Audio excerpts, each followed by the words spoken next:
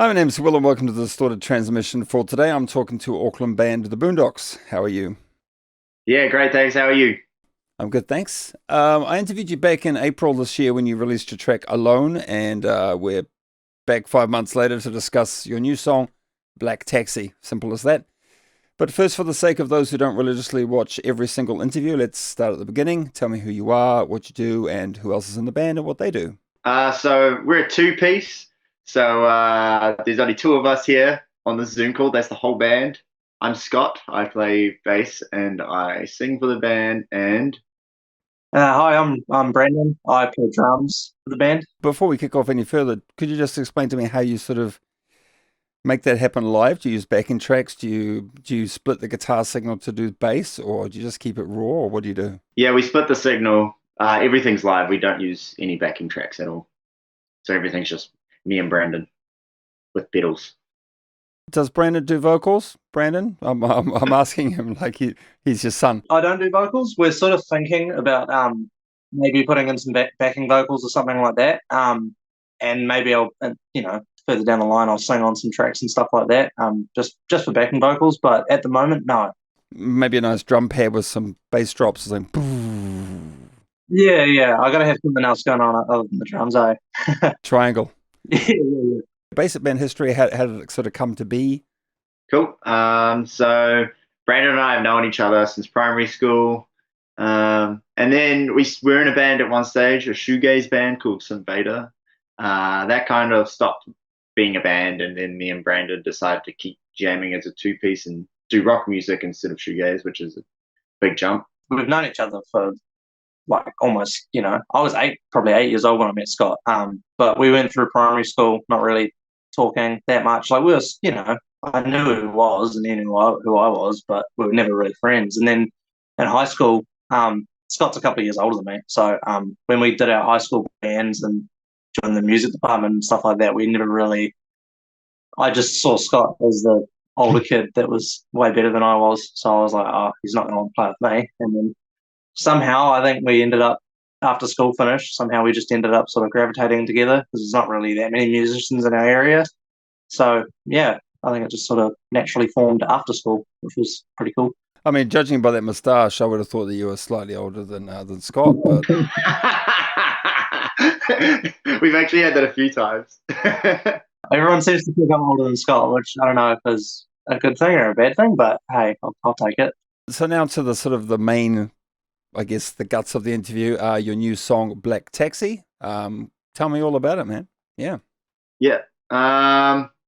So this is just a song that we kind of wrote together. It was the first song we wrote together entirely in the rehearsal space without any riffs being made up prior to it, if you know what I mean. Like like the whole thing just came to us in a jam, and it was just the main riff, and we spent a little while on it, working on it. But yeah, that's just how we wrote it. We called it Black Taxi.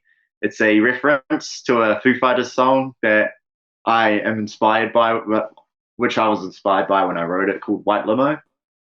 Yeah. Anything you want to add, Brandon? Yeah, so it's sort of exactly as Scott said, it was the first song we wrote together fully, like, from the ashes out of nothing. So that was quite cool when we actually finally came up with the song together, like in the rehearsal space. And yeah, it's progressed over months since I remember like going back and looking at the first version that we recorded on like on Scott's phone. Going back and listening to that version, like the first one, like the riff's still the same and everything like that. And it's still largely got the same vibe, but it's the progression of how we've sort of changed the makeup of the song and how all the different parts fit them together is so much different now. I find that whenever anybody writes stuff with me, like usually the at the very beginning the drums are very, very basic, and then it sort of like fills and things make themselves known a little bit later on, so that kind of drummer's color will sort of arrive over time, but the riff usually stays pretty much constant. Did you find that was the same kind of deal? Yeah, 100%. Yeah, like the riff has never changed, and the chorus and the verse and the pre-chorus and the bridge and things like that, they're all pretty much the same on the guitar. But yeah, when it came to drums, I mean, my initial take on the drums was very, very simple, and it didn't have, it had fills, but I was sort of just chucking them in wherever I thought they'd fit. And then as time got going, we sort of came up with bits that had sort of fills that you can sort of recognize when you listen to the song. It's like they fit perfectly into place now. So yeah, definitely that was the case for the song.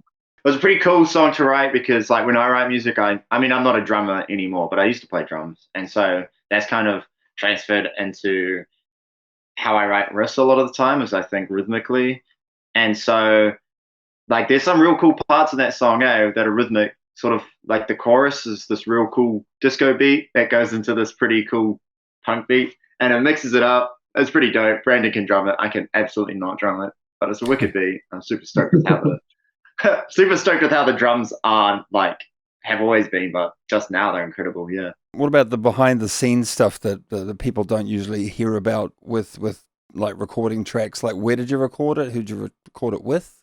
So we recorded it with Scott Seabright. He produced Alone. He's kind of just become our producer, I suppose. And he's we did another song with him, which I think we'll just keep a little hush hush for now, but we are working on putting together like an EP. And yeah, this is just the second single by us since Brandon's obviously out of action for a little while.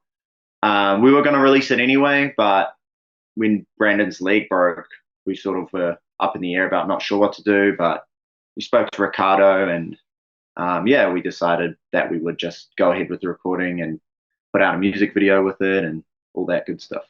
Speaking of up in the air, that's pretty much how you broke your leg, isn't it? Exactly, yeah. For the sake of the people watching who are not privy to the conversation we had before I press record, maybe Brandon, you can just elaborate why you're out of action. Probably about a month ago now, I did everything you could do to your knee, basically. So I was bodyboarding with some friends on a sand dune. I'd gone down probably 5 or 6 times already, and then I just bailed and I hit the sand and jumped up like 2.5 meters in the air. And it's quite a steep sand dune, so it goes like that. So I was, high in the air, and I came back down, and I just obviously landed on my leg wrong, and I heard this massive snap and like a pop noise. It was horrible. And I knew that I'd sort of done myself in for a few months there. I tore my ACL, my meniscus, fractured my tibia, sprained a tendon, and so I had to get major knee surgery at Middlemore Hospital, and they said I probably won't be back at work until next year. So oh shit, I'll be back drumming sooner. I hope. Pretty much as soon as I feel comfortable going back to drum, I can go back to drum. So shouldn't be too much longer. Is that your right leg? Because you're probably a right-handed drummer, right? So that'd be your bass drum leg. Yeah. So it's my right leg. It wouldn't have been so bad if it was my left. I could have got around it because we don't use a double kick or anything. So I could have just improvised with the hi-hats or something. Close the hi-hat a bit and just and just maybe play all the songs with a close hi-hat. Might have worked, but I can't really play the songs without a kick drum.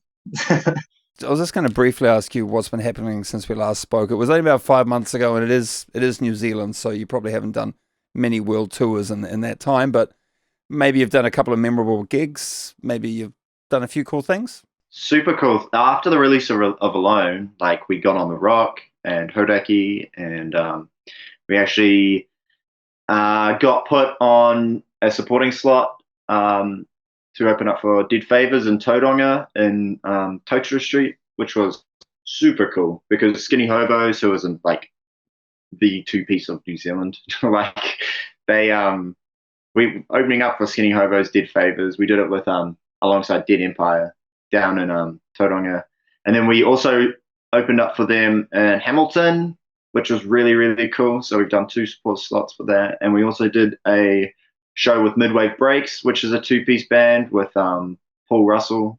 And so we did that show at the Whammy Bar, and that was really, really cool. Got to hang out with some cool people that are bigwigs in the New Zealand music scene. And yeah, it's been real cool. And that's what we've been doing for our live shows, Brandon? Yeah. So we've ever since we released the first song, and I suppose got a little bit of recognition from it. Like, not we're not New Zealand famous yet or anything, but we got a few sort of gigs up from the level that we had been playing at before. So yeah, like Dead Favors, Skinny Hobos, and Midway Breaks and that. So that was cool. That was like a considerable jump from the gigs we had been playing. So it was, and we got to meet heaps of new people that were in other huge New Zealand bands in the past. And that, like, I mean, Paul Russell from Midway Breaks, he's the drummer from Supergroove back in the day. Nail from Devil's Skin. Yeah, we met the guy from Devil's Skin. That was cool. That was awesome. Actually, he gave me a pick. I still have the pick. I still have the pick too. Yeah. And we've also done heaps of shows, like local shows. We've noticed like a massive increase in our audience sizes, and yeah, it's overall been really, really cool. But we're super happy to be able to release another song that's a little bit different, especially because that song's more that we wrote Black Taxi as a live song for a song to get the audience moving. How many songs do you actually have all in all? Like what's your set time like? Yeah, probably 14 or 15, but we haven't really changed the setup too much from when we first started gigging. Like the set's actually under half an hour. We figured out because we got one of the shows, I can't remember, it was the Dead Favors show in Hamilton, I think, and we ended up getting more time allocated for that set. So we're like, oh, let's add 3 songs in. We add 3-4 songs in, and we played it, and we only just reached half an hour. So we actually realized we have a fairly short set at that point. We've added some new songs. We've got 4 songs that we've really started writing new things. And while Brandon's taken a break, I've kind of just been working on things on my acoustic and just getting riffs together. But all in all, we've got quite a few songs. But the set list that we have is songs that we think are real solid for our live set, which we kind of pride ourselves on. My next question was, is there anything coming up to mention? But of course, Brandon's going to be out of action for a little while, so probably not, apart from songwriting, obviously. We have got a gig coming up that our good friend Doug put together. And if Brandon's not back by the time that rolls around, it's in October on Labor Weekend. Our mate Doug's putting a festival together at Last Place Bar called Doug Fest, and there's like 10 bands playing over 2 nights. And so one of the other band's drummer that we're friends with, Pink Plates, he's gonna fill in, and we'll just do a short set. But we're not planning to do anything else without Brandon. Careful, Brandon. Yeah, I mean, it's sort of, I'm in that weird spot at the moment where I haven't really been told, like, because the doctors, they don't know what drumming it sort of entails with my leg. So that was my first question. It's like, when can I drum soon? Like, when can I do that? And they're like, oh, I don't really know. Just whenever your leg sort of feels better, I guess. And I was like, okay. So it's sort of up to me. I don't really have like a date that I can put back on where I'm going to be back on the seat. Everyone's different too. Everyone heals at a different speed. It's going well. I've just got to hope for the best at this point. I'm getting bored. Stop sitting at home and watching TV all day. So I want to get back out there and do something. Well, I guess we better wrap it up, as it looks like we're going to run out of time shortly, and then Zoom's going to kick us off. So thanks very much for the chat. Best of luck with the with the gig in October with the other drummer. Yeah. Don't get too attached to him. And best luck with Black Taxi, and I hope it opens up new doors for you, and you're able to do bigger and better gigs, and maybe 2024 will be the year for you. Who knows? Yeah, hopefully. Thank you. Thanks for having us on. Just say goodbye to everyone. Goodbye, everybody. See you, everyone. Goodbye, everybody. Cool. And thanks for watching.